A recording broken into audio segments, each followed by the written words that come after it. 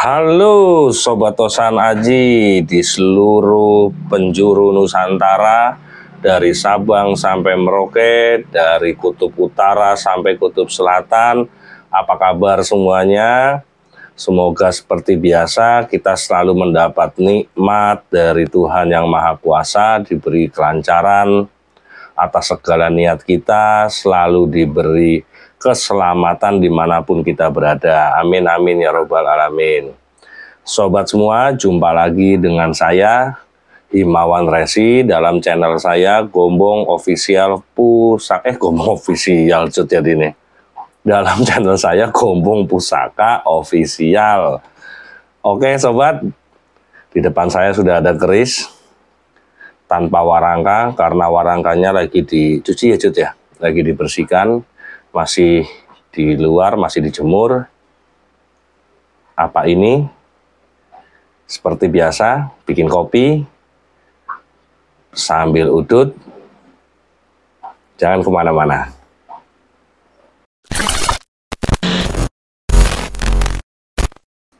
Halo sobat semua, di depan saya sudah ada satu keris yang sangat gagah perkasa sobat. Ini adalah berdapur pulang geni. Dari materialnya dia masuk era Mataram Amangkurat. Nah ini pulang geni itu luk 5, 1, 2, 3, 4, 5.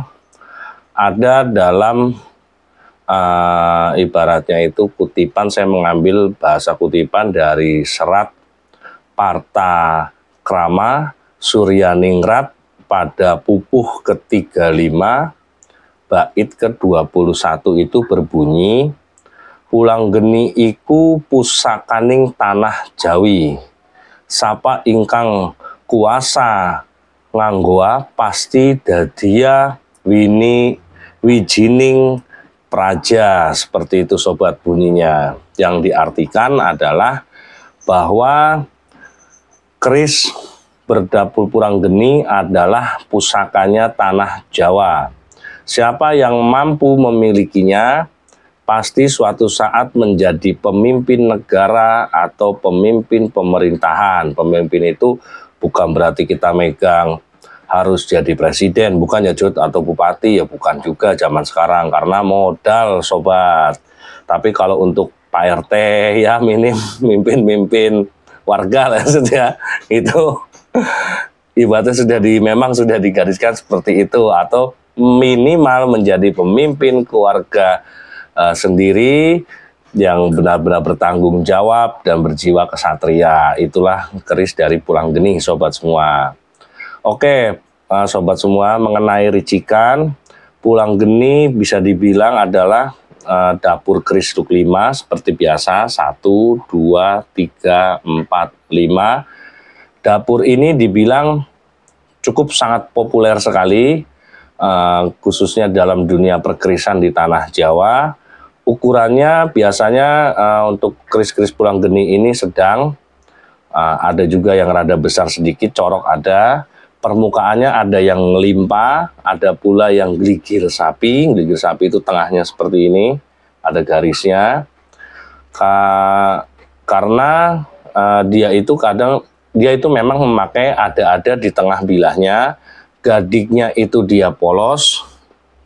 Ini sobat semua, ukurannya gadiknya pun normal. Lalu grenengnya ada yang memakai greneng lengkap, ada pula yang tidak memakai greneng. Ini kalau saya lihat mungkin di bagian grenengnya tadinya ada, namun karena sudah sedikit korosif, jadi memang sudah termakan usia juga termasuknya sobat. Jadi memang ada yang memakai greneng, ada yang tidak, keris pulang geni ini sobat semua. Oke sobat semua, keris dapur pulang geni pada zaman dahulu kala sangat banyak sekali dimiliki oleh pahlawan atau pejuang. Bahkan konon katanya Panglima Besar kita Jenderal Sudirman dalam gerilyanya dia dulu itu terselip sebuah keris berdapur pulang geni yang selalu setia dibawa kemanapun dia berada. pulang geni ini kenapa dinamakan pulang geni? Seperti itu sobat semua. Pulang geni dia berarti adalah ratus.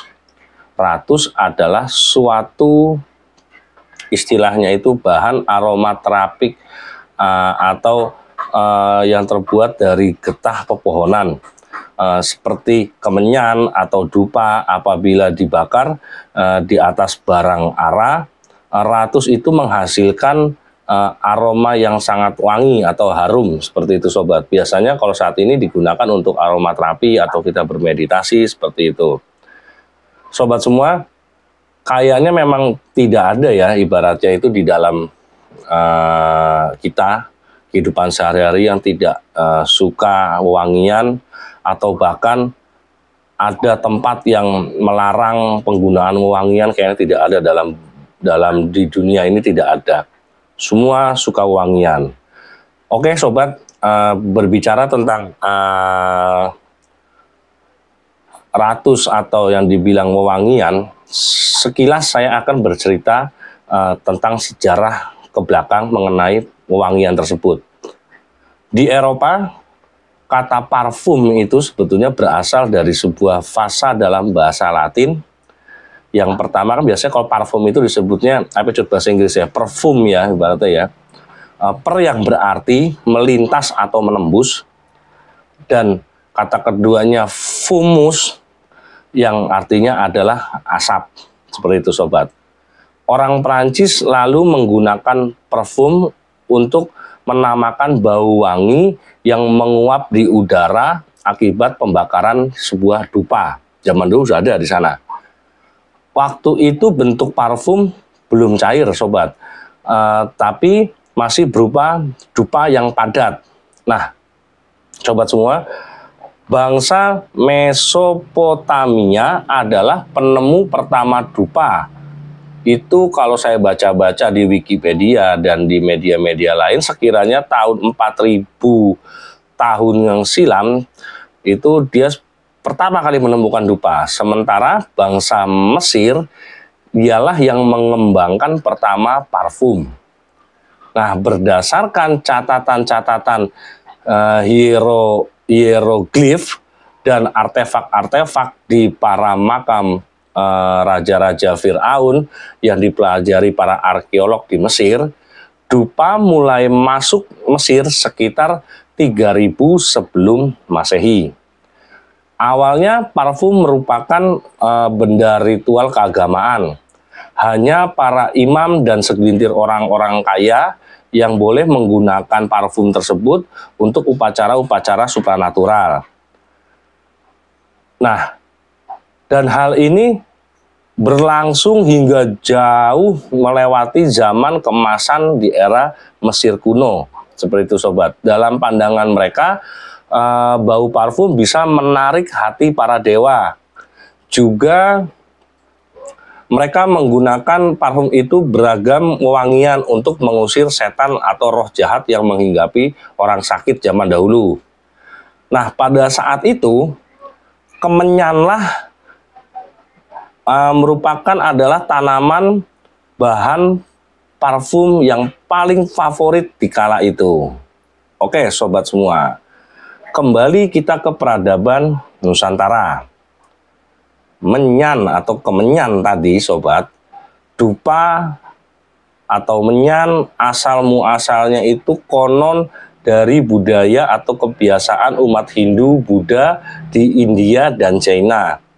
Seiring dengan imigrasi ke Asia Tenggara, terutama Nusantara, saat dia itu melakukan perdagangan, melakukan persahabatan zaman dahulunya, terlebih terhadap pengaruh kerajaan Hindu di zaman Majapahit yang lama berkuasa, mewariskan sebuah pengaruh pada budaya atau agama di era atau di daerah Jawa dan Bali, seperti itu sobat.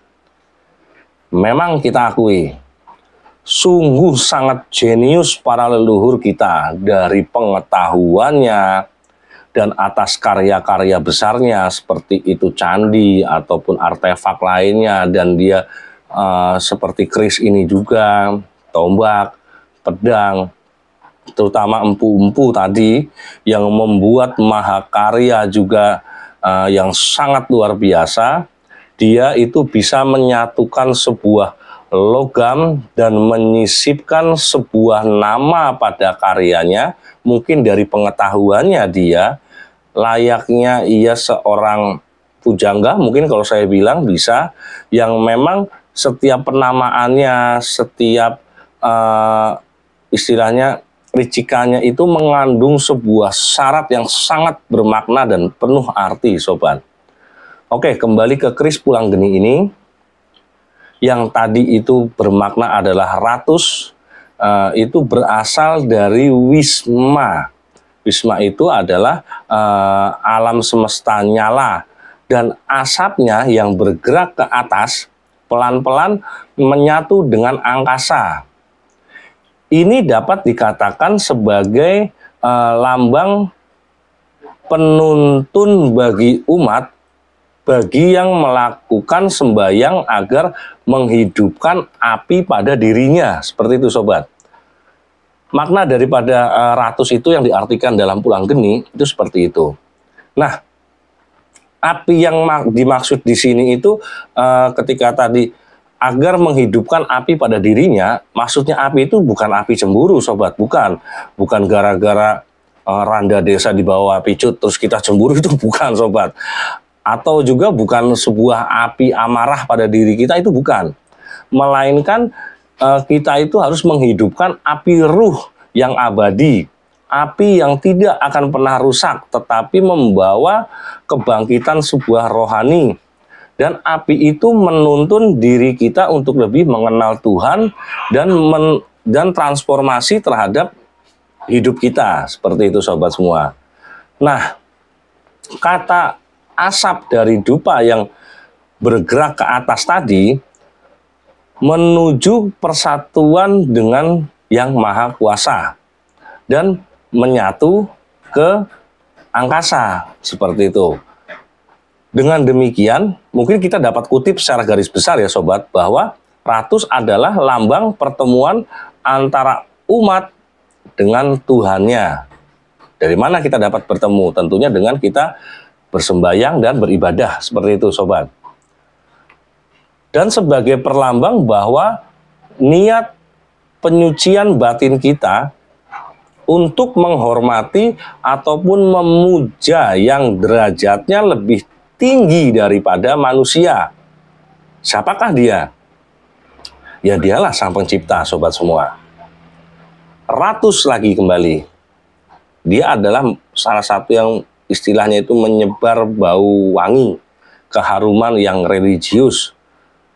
Dan pedoman ini dipakai oleh para kesatria di tanah Jawa yang mana mereka hanya ingin mati bersama dharmanya, yang saat menghadap ilahi digugurkan bersama suatu kecantikan budi dan keharuman jati diri di setiap amal atau kebaikan yang tumbuh di hati para kesatria tersebut. Makanya tidak heran Luk 5 itu dilambangkan oleh ciri-ciri orang ningrat atau ciri-ciri orang kesatria. Seperti itu, sobat semua. Ratus, hiyo atau dupa, atau juga kemenyan yang lebih kuno lagi ibaratnya, atau keharuman yang bersifat religius, itu juga memberi makna bahwa dalam kehidupan perbanyaklah berbuat kebaikan agar jati diri menebar keharuman dimanapun. Seperti itu, sobat. Hampir sama dengan bunga. Kemenyan juga merupakan sebuah simbol untuk menyampaikan sebuah pesan, sarana berdoa dan memohon keselamatan bagi apa yang akan kita tuju. Seperti itu, sobat. Kemudian kemenyan yang dibakar dan mengeluarkan sebuah asap itu bermakna talining iman, urubing cahya kumara, kukuse ngambah swarga, ingkang nampi zat ingkang maha kuasa. Seperti itu sobat. Dahulu di Nusantara, terutama di tanah Jawa ini, kemenyan dapat ditemukan di beberapa acara seperti ritual perkawinan, kelahiran, selamatan, dan masih banyak lagi acara-acara yang memang dianggap acara itu sakral, berhubungan dengan vertikal antara perjanjian atau istilahnya itu berhubungan dengan antara manusia dan Tuhan. Seperti itu sobat. Namun seiringnya zaman, saat ini berkembangnya zaman, kemenyan jarang sekali digunakan sebagai sarana atau yang disebut dengan umbo rampe. Seperti itu sobat semua. Luar biasa memang sobat, ketika kita lihat sebuah makna arti yang sangat dalam dari penamaan dapur keris ini sobat. Nah,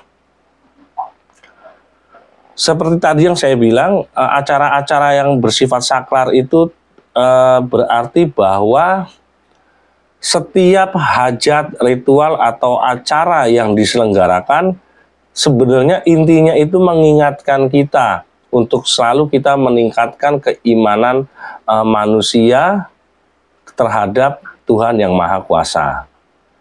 Nah, kemudian tentunya dengan ada menyan pasti ada bara api yang membara di situ. Nah, bara api yang dinyalakan itu bermakna adalah semangat dan harapan di hati manusia untuk mewujudkan sebuah cita-cita yang sangat diharapkan. Sedangkan kepulan asapnya, berarti kan kalau menyan itu kalau dibakar kan bul, kan itu ada asapnya pokoknya ngebul lah, ibaratnya seperti itu.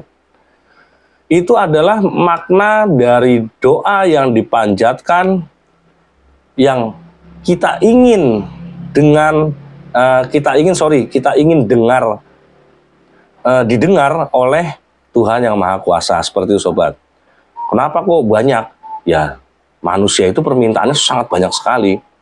Cuman satu manusia itu kalau minta itu nggak banyak-banyak. Saat apa dia? Saat dia sakit, mintanya cuma sembuh. Udah, nggak mungkin manusia kalau lagi sakit aku pengen mobil, terus aku pengen beli rumah, nggak ada. Orang udah greges parah kayak picut, mintanya cuma satu, udah lagi sakit, terus satu dia sembuh. Dia nggak mau macam-macam. Udah, orang sakit mintanya cuma satu sembuh. Tapi ketika manusia menginginkan sesuatu apapun dia inginkan, makanya dilambangkan dengan sebuah kepulan asap yang sangat banyak. Oke sobat semua, itulah makna yang tersirat daripada keris yang berdapur pulang gening ini sobat. Jalan suci itu berasal dari kesatuan hati. Dan hati dibawa melalui keharuman dupa ataupun kemenyan tadi. Oke sobat semua, saya ucapkan terima kasih. Mungkin hanya itu yang dapat saya babar, hanya itu yang dapat saya istilahnya jelaskan mengenai apa yang dimaksud dengan keris berdapur pulang geni ini sobat semua. Saya ucapkan terima kasih sekali lagi untuk para penonton setia saya, pendukung saya ucapkan berjuta-juta terima kasih yang selalu menyemangati saya. Oke sobat semua, saya rasa cukup sampai di sini. Ada kekurangan saya mohon maaf. Salam Rahayu, salam budaya.